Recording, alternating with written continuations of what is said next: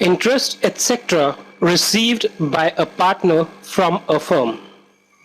Now we all know, which you have been also studying right from the day when you were in your CPT exams or maybe your graduation exams, that there is the concept of this partnership firm.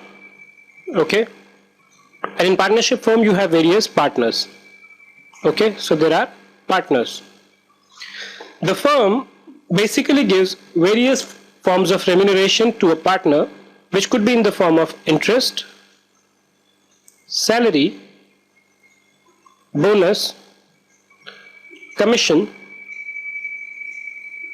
or remuneration, which can be again salary only. Right? Interest, salary, bonus, commission, or remuneration.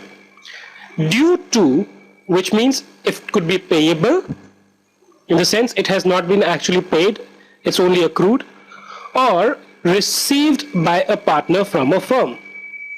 Which means that either the firm has paid or it is payable. So any of these forms, which is interest, salary, bonus, or commission, which either has been paid by the firm or is payable by the firm, is treated as an income of a partner. Okay?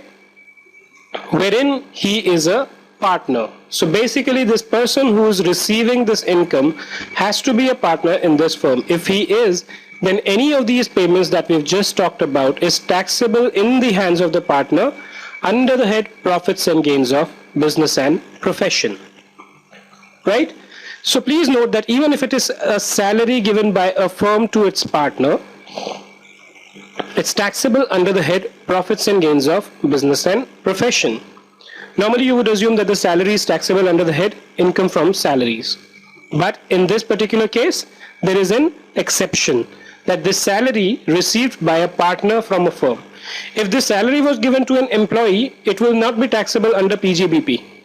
It will be taxable under the normal head of salaries. Right? It's only when this is payable to a partner of a firm. Okay? Now, one of the things that you need to note here is that when a firm pays the salary to the partner, or for that matter interest to the partner, there is only a limit up to which such expenditure is allowed. Right? And this limit is provided under section 40B. You can go through the details of the 40B, and we will also discuss this later in the course of our presentation. Right? If the amount paid or payable exceeds this limit, okay? So let's take an example. Let's say, for example, section 40B provides that the amount of interest which is allowable is 40,000, okay? Or the salary which is allowable is 80,000, right? Let's take two cases, case 1, case 2. Under case 1, let's say the firm paid an interest of 50,000, and in case 2, it paid an interest of 35,000.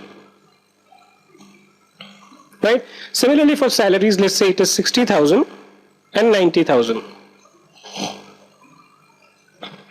Now, because section 40B provides that there are limits to this amount which can be allowed as a deduction, what will happen is that when the firm claims a deduction for such interest, instead of 50,000, it will be allowed only 40,000 in this case. Right? The balance 10,000 will not be allowed as a tax deduction. What this follows is that even for the purpose of this clause, now the income which will be taxable in the hands of the partner will be only 40,000. Right? He may receive 50,000, but what is taxable is 40,000. Why? Because the balance 10,000 is actually taxed in the hands of the firm. Similarly, here it is 35,000, which is less than 40,000. So the entire amount will be allowable as a deduction in the hands of the firm. And this entire amount will be taxable in the hands of the partner. Again, salaries 80,000 is allowable. You paid only 60, which means what? The firm will get a deduction for entire 60,000. And 60,000 is also what is going to be taxed in the hands of the partner. Right? Similarly, for salaries, which is 90,000, now only 80,000 is allowable. So what the firm gets as a deduction is 80,000. the balance 10,000 is taxed in the hands of the firm because it is not allowed as a deduction. Okay. And from a partner perspective also, only 80,000 is going to be taxed insofar as this particular clause is concerned. Right?